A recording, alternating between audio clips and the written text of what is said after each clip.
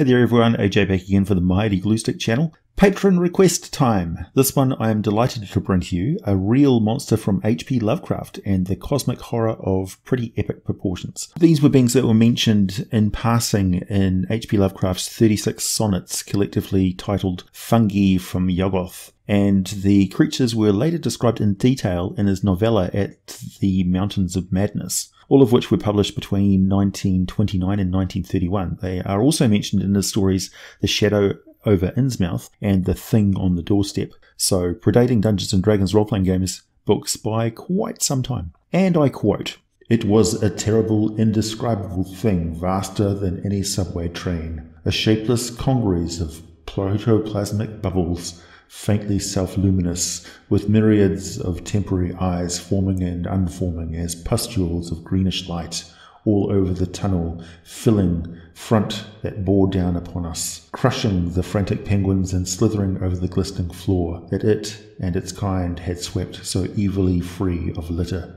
That is the indescribable yet adequately described form of this Shoggoth, a massive amoeba-like creature made of iridescent black slime with multiple eyes floating on the surface that are protoplasmic, lacking any default body shape and instead being able to form limbs and organs at will. A typical Shoggoth measures 15 feet across when a sphere, though the story mentions the existence of others of much greater size. Being amorphous, Shoggoths can take on any shape needed, making them very versatile, particularly within aquatic environments. Shoggoths are not oozes. They are more technically a shape-changing single organism that is intelligent, and they most certainly can speak. Shoggoths were initially used to build the cities of their ancient otherworldly masters. Though able to understand the Elder Things language, Shoggoths had no real consciousness and were controlled through hypnotic suggestion. Over millions of years, some Shoggoths mutated, developed or consumed and absorbed independent minds, and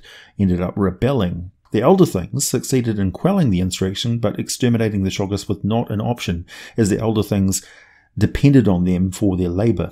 Shoggoths were also developing the ability to survive on land, while the Elder Things retreated to the ocean. Shoggoths that remained have been alive for eons and tend to imitate their master's voice and occasionally build new structures in the same ancient style, preferably using softer ancient volcanic scoria rock called tuff. Since I tend to concentrate on the lore of the Forgotten Realms in the world of Toril, these ancient masters were none other than the Aboleth. Some of the Shoggoths eventually took refuge from their despotic Abolithic masters, who didn't even consider the Shoggoths to be a proper form of life, let alone deserving of some sort of quality to their horrific existence.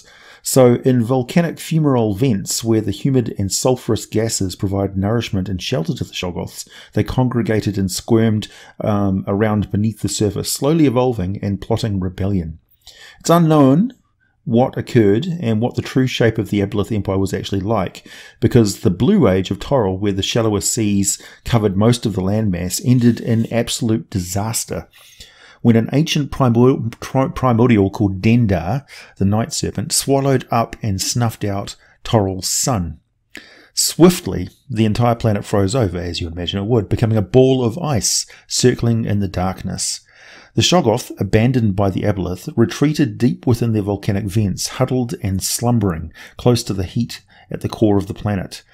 The new sun was created by the gods and the waters melted, revealing a new face of the planet, dominated by a huge supercontinent. And now, free from the dreadful domination of the Aboleths, the gods came down to seed the planet with new life. Other beings arrived from the cosmos and also established different life forms, and so the first creative races were born, in turn creating successive waves of empire and expansion, discovering the world.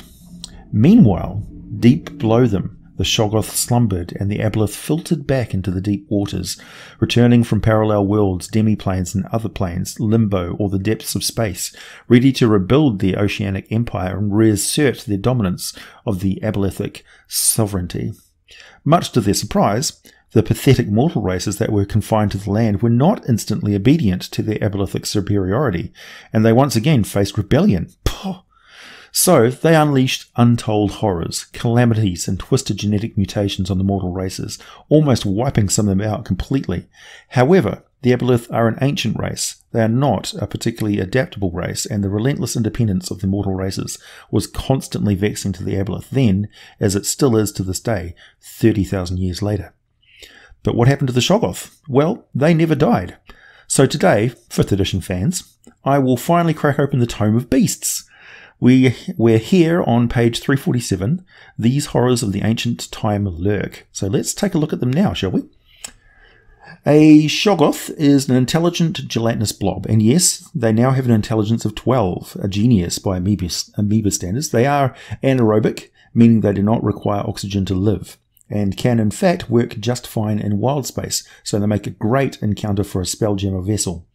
They can also live in the very deepest ocean trenches, and then the ocean is probably one of the most likely places that you'll find them, locked away in hidden lairs. They also have been around for long enough that you can find them almost anywhere. The Shoggoth listed here is fairly average CR19 huge aberration, indicative of one that has been in a long period of starvation, so it will most likely be highly aggressive.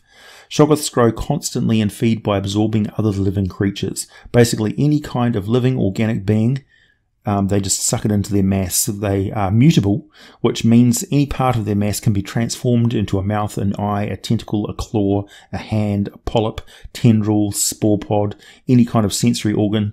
So they're constantly shifting and horrifically transforming their glistening alien goo. Never able to hold a cohesive or recognizable form for more than a few moments. So when they absorb somebody, they basically break them down into their component parts, and those component parts become more Shoggoth. Likewise, they don't have a cohesive and singular intellect.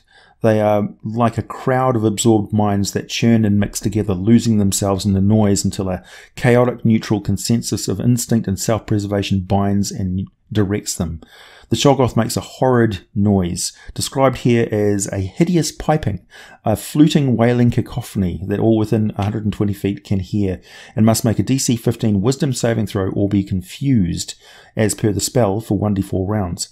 Those who save with a critical natural 20 on the die are immune to this effect for 24 hours. Otherwise, everyone else has to keep rolling those saving throws every single round they're within range, and have not blocked their ears completely.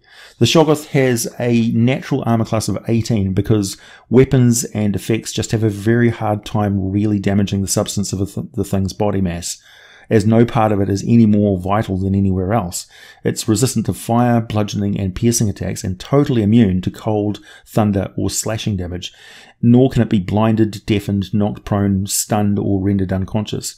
They never really sleep as we would think of it. They have 120-foot dark vision, 60-foot tremor sense, and tremendous senses of hearing and smell, with advantage on those when rolling perception actively. Its passive perception will detect anything less than a DC 19 automatically. So it's hard to hide from them and get away from them. The Shoggoth is not a complicated creature, I should add. And also it's got about 347 hit points, I think it is, so it's pretty damn tough. It attacks by using its size and weight to slam, bowl over, crush, smother, and suffocate its victims and then absorb them. They roll 1d4 plus 1 each round to determine how many slamming appendages it's grown and attacks with, and each slam has a 15-foot reach, plus 14 to hit, and does 4d10 plus 8 bludgeoning damage, so they are tremendously destructive. The target will automatically be grappled and restrained with an escape DC of 18, so they're basically adhesive as well. The Shoggoth can simply grow more attached attacking limbs while restraining any number of victims, so they can basically just capture people like flypaper. Also, if it has a 20-foot gap between it and a victim, it will basically roll like a bowling ball and slam opponents off their feet, then roll on top of them to smother and crush them. Dead creatures are automatically absorbed into its physical mass, leaving nothing behind with which to cast a raise dead or a reincarnate spell on.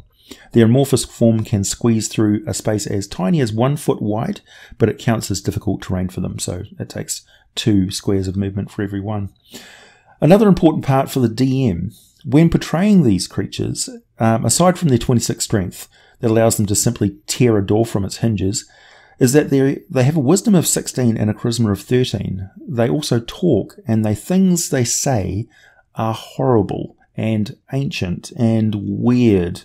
They may utter the names of some demons, say something like, "What you are, I once was. What I am, you will be." They will cry out the names of ancient cities, planes of existence, layers of the abyss. They will rant in different languages. Even possibly babble the jumbled words of magical incantations, setting off random bursts of chaos magic. Shoggoth can choose to separate a chunk of their physical mass as a new independent entity. They can also merge together as one entity, so they don't have the same sense of self as humanoids do, and they just don't see themselves as individuals.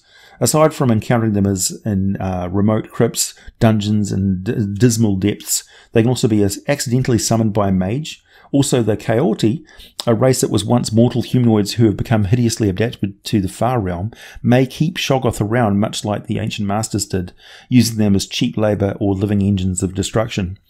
And it's interesting actually that the Shoggoth they may have possibly come from the Far Realm in the beginning, but it's unsure. They may have been created, but they are adaptable to the Far Realm, so they're one of the few creatures that can just exist there fine. So, yeah. And just a reminder, if you have not subscribed already, feel free to do so. And be sure to hit that notification bell as I upload it from the other side of the world at some time in your future. For access to all the scripts and 1 week advance access to these videos, consider becoming a patron of the channel on Patreon, and you can also request special videos just like this one for a minimum of just $1 per month. Join the community on our Discord server and come say hi. Also, if you want to pick up a video game at a significant daily discount and help me out in the process, check out the link down below for Chrono. And I've also got some merchandise down there that you can purchase. As always, thanks for listening. I'll be back with more for you very soon.